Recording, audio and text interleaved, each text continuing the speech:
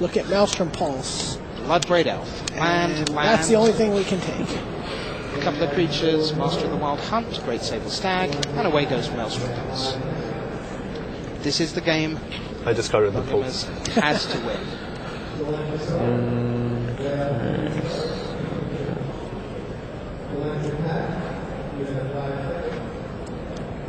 Kyle needs to win this game to force a game 5.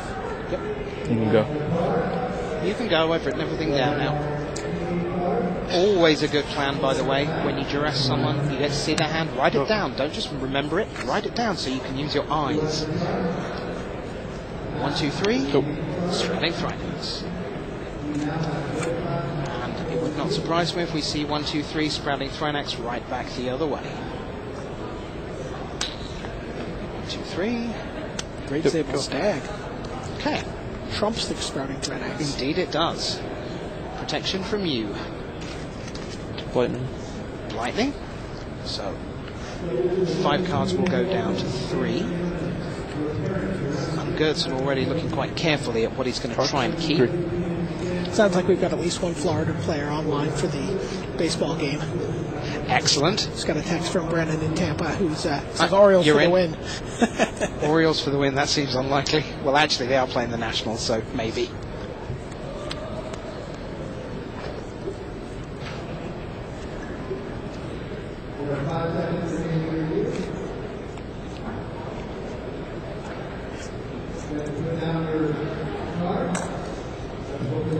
Gertson is still trying to decide what he needs to keep and what he needs to lose. The trouble is for Gertson in particular, because he knows that there are Goblin Ruin Blasters on the other side and that Bogimus is only 1 away, the idea of just getting rid of that mountain that you see on the right of your screen, that is problematic because you're just risking getting rid of a 4th land. You may never see a 4th land. And he has in fact kept that mountain in hand.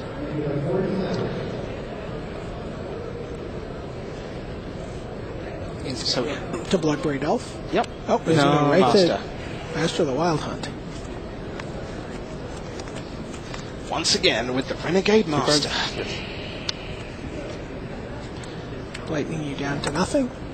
So I will discard my Maelstrom Pulse. Bolt your Master. Oh, that was a great turn for Kyle. Now, admittedly, the board is still at parity, but nonetheless. No, sort of. Yeah. So Ravine does not attack with the Great Sable Stag.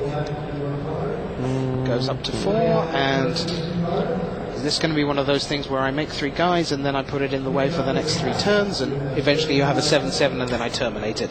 Eventually I draw a Goblin Ruin Blaster or terminate. Yeah. Block with Thrynax. Yeah. Well, Thrynax wasn't attacking, and as you said earlier.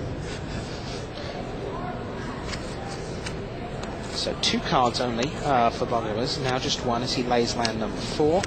Activates his own red-green Raging Ravine. If you weren't sure when Worldwake came out that these lands were good, I trust you are now, as you have watched them get very, very big and powerful.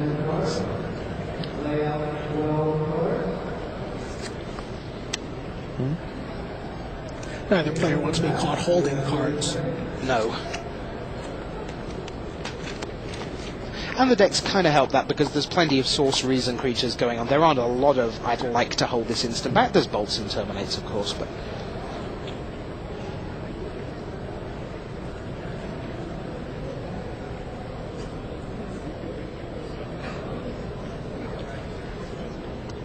Two man lands for Gertson.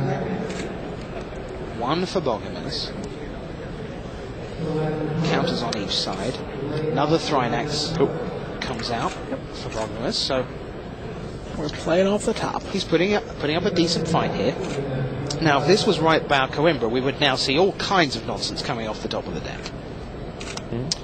Great Sable Stag, perfectly presentable off the top, number 1 for Gertson. That will keep Porcupine Head at home. Bloodbraid, arguably a better top deck. Another Bloodbraid goes by.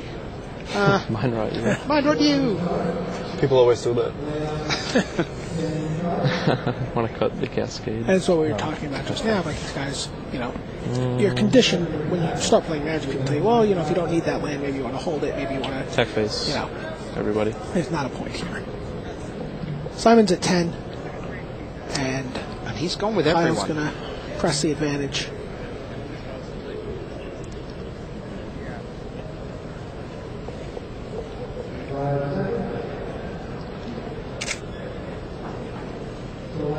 So Gertson, who is down at 10, So you go to 5. will take Loses 5, one stag. Your turn. Kyle loses one token.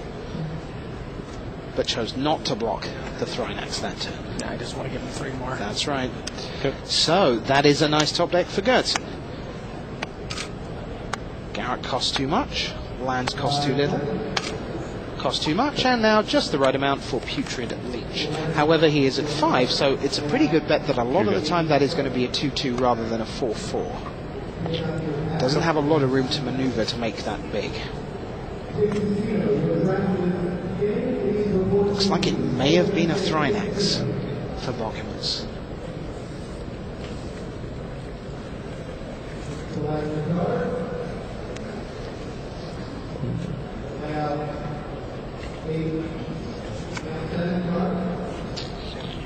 Trying to decide, do I want to use my mana on my spell? Or do I want to activate this land? Yeah, I mean, they're pretty well balanced in that you do basically time walk yourself, don't you, when you go, well, here's 4, I'll activate it, oh, you've terminated it, yours. Animate. But, animate, and let's go to the red zone once again. Bogomaz trying to get it done and force a Game 5, which would be the first Game 5 of today's top 8, and the first of this Pro Tour year.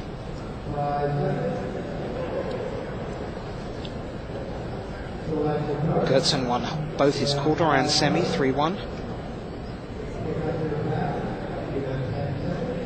Kyle 3-0 in the quarters against Ikawa, and then 3-1 over the White Weenie of Wesco.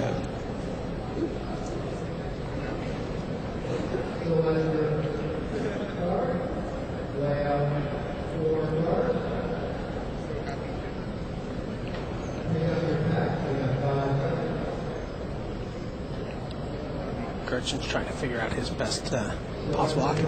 Besides, he does want to block the Sprouting Thrynax. He gets to do it for free. Okay. He only takes 1. Guess I'm gonna get this and then 2 more. Your turn. So 5 men face 2 men currently in favour of Bogomaz, with Gertson at 4. He has 6 mana. Broodmate Dragon wouldn't have been bad to find on the No, top, not at all. but I do not believe that's what he That has. looks like Putrid Leech. Yep, green and black is what he's tapped, and it is indeed Putrid Leech. I mean, better than a blank, but no Broodmate, that is for sure.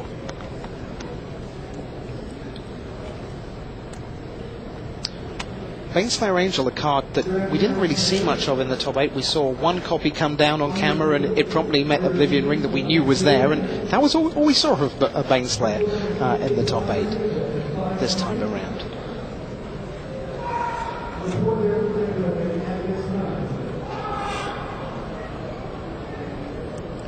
Kyle sizing up his attack. He still, again, could be playing a Sprouting Thrynax here, or he can attack with all 4 tokens and 1 Raging Ravine, which will, I think, be a 6/6 at this point. It's up off camera.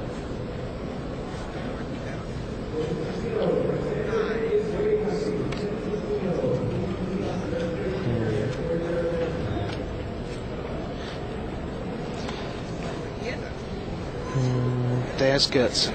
Are you looking at the face of the first Pro Tour champion of 2010?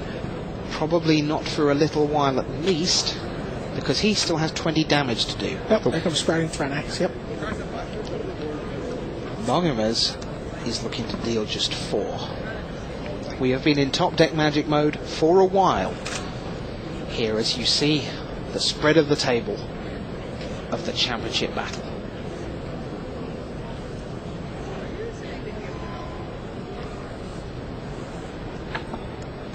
Here you go. Oh, I'm just going to pass the turn. 19. So now Gertsen does have a card in hand that Kyle has to think about, or possibly blightening away, as the Austin champion Brian Kibler comes to the front of the auditorium. BK right next to BK. Brian Kowal.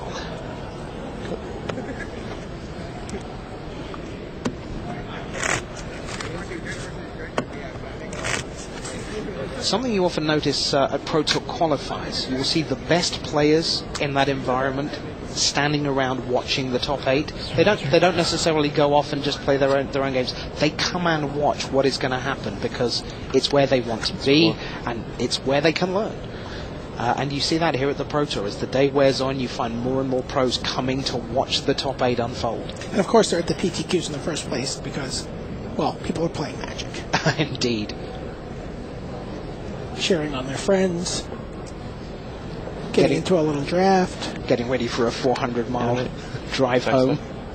Where you talk and build decks all the way. Attack with everybody, including the land. Thing.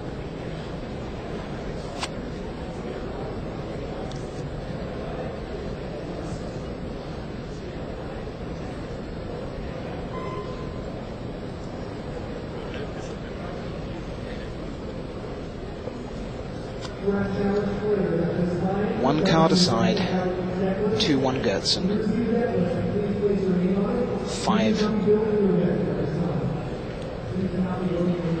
6 creatures in the red zone for Bogomaz. He has to block both the large guys just to stay alive. Would like to figure out some way to not kill that Threnax. Yep. Such an irritating card.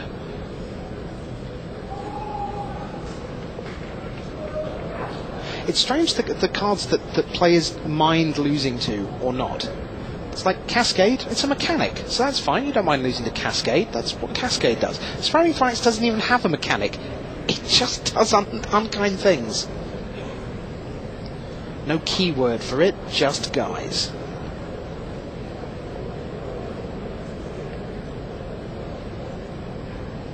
So now we have a Raging Ravine on Gertsen's side of the board. He can activate that and use that as part of his blockers. Yep, and one has a counter on it. Yep, but he's doing it with the 3. He double blocks. Okay, so you're going to 1. Double blocks the land. And Carl says sure, so you're on Result 1. damage, kill both of them. Kill everything in the known universe. So you're dead, Threnax I get. Saplings. And at 1, the clock is ticking because Kyle has lightning bolts. Not sure what Simon. I guess he could get a Maelstrom Pulse. For all the Including those tokens. tokens. Savage Lands Passing go. turn back is Yeah. it's pretty much a tell that you don't have Maelstrom Pulse. Yeah, because unless he thinks it's instant, of course. So Bogomaz says, in. You're at 1. We are going to go to a championship decider here at Pro Tour San Diego. 413 players began this event. 405 were done by Saturday night. 8 came in. Now we have 4 games of the final have gone, and we are down to a decider. In Putrid Leech, in Deathmark, out Ruin Blasters. Yep. And probably out Duress, I would guess. So that's for Bogomaz. Now Gertsen is on the play in the decider. If he had Goblin Ruin Blasters, and I bet he wished he'd had them now, you would think he would be a favourite. He could go turn 3 Blightning, that's how he'd draw it up. A turn 3 Blightning, a turn 4 Goblin Ruin Blaster kicked, and you would feel you were in pretty decent shape. He does not have the Ruin Blasters in main or board, which means that edge of going first is perhaps not as significant as it would have been if it had been Kyle on the play. Yep, it looks like exactly what he cited out there. So, because it is my moral duty to ask you this, BDM, 2 games all in the final, who do you take? I've been so impressed with both of these players. Yep. I think I'm going to go with Simon.